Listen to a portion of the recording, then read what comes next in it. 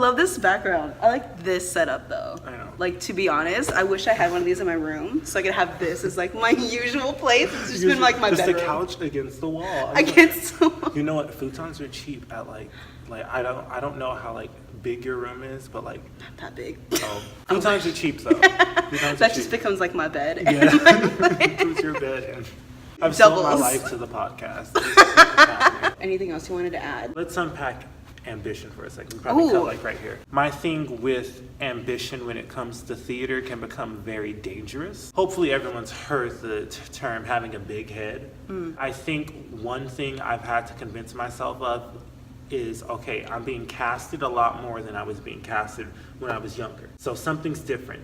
I have to continuously remind myself I'm not too good for change. I'm not too good for class. Yeah. One thing I like to humble myself with is in the audition room. I may put down that I want to do this one part. When I auditioned for Grease, I wanted to audition for Kaniki. Me and Sarah did Grease together. Yes. I wanted Kaniki, I wanted nothing else.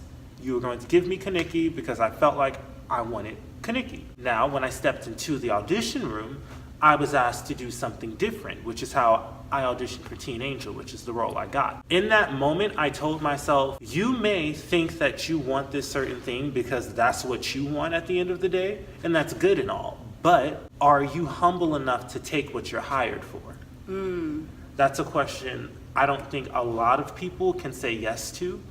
Because it's a whole thing of well, I trained this hard, I have this many credits, and I did this, and I'm this and that and the third, and it's like, okay, we understand that, but talent's only one thing.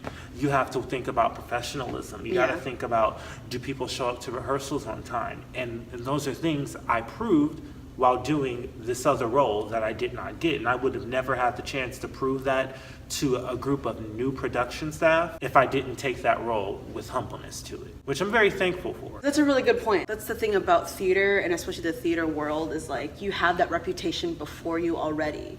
So now you're going to be in How to Succeed, plug, with the same director, the same choreographer, same music director, and they already know you. You have Yes. you already have a certain reputation to them already. So like, oh, this guy's amazing, and they know other people, so that'll go around. And that's something you need to have in theater or in dance or anything in the industry. I can tell you as a choreographer, we are always watching. That's the whole thing. The productions team is always watching. Yeah. From how you walk into the room, how you interact with other people, whether or not you help clean up after rehearsal, all of these things can be built against you whether or not you like it. One thing I pride myself in is I show up on time and I show up to every rehearsal. I don't care how sick I am, I must be in the hospital to miss something. I take that seriously because I've heard of people not being cast because they miss this many rehearsals outside of what you write down for your conflicts. Anika Noni Rose, another episode, another type of show, but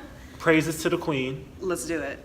Princess Tiana, praises to the queen. Yes. I'm telling you. Or for you non-musical people, she was in not every day. She was in Everything. Yeah, She was the mom. Also in From Justin to Kelly. Did you know? Are you serious? Yes. She was in Oh From my Justin to God. Kelly. Oh my God. As what? She was the friend. I don't remember a lot of that movie, I'm gonna but I remember throw it was trash. PSA, I'm going to throw out a lot of very unsportsmanship comments, but there was Kelly, the other white girl, and then the other black girl. They were friends and they went on vacation. Okay.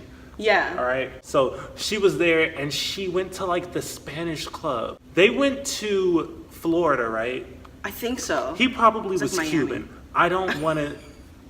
He was Hispanic.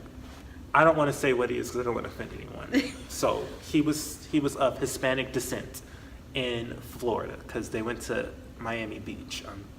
I'm thinking. I don't remember it, but I don't probably. remember what they did. I just know it was horrible. The movie was trash. I tell you what, the movie was trash, and I watch it every time. Like, one of my favorite songs comes from that musical. And I wish it was a stage musical, and I wish they would just like. Whoa. Okay.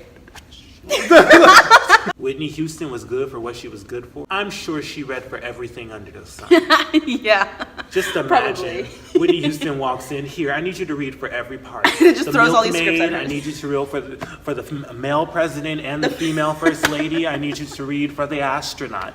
As long as you sing and I am telling you I'm not going, I'll be fine. Good. I would love to hear Whitney sing it because you know Whitney is goddess. Whitney song of the day. Go Google. So emotional. Bye. Yes, I love that. Yes. This is like my Cool. universal.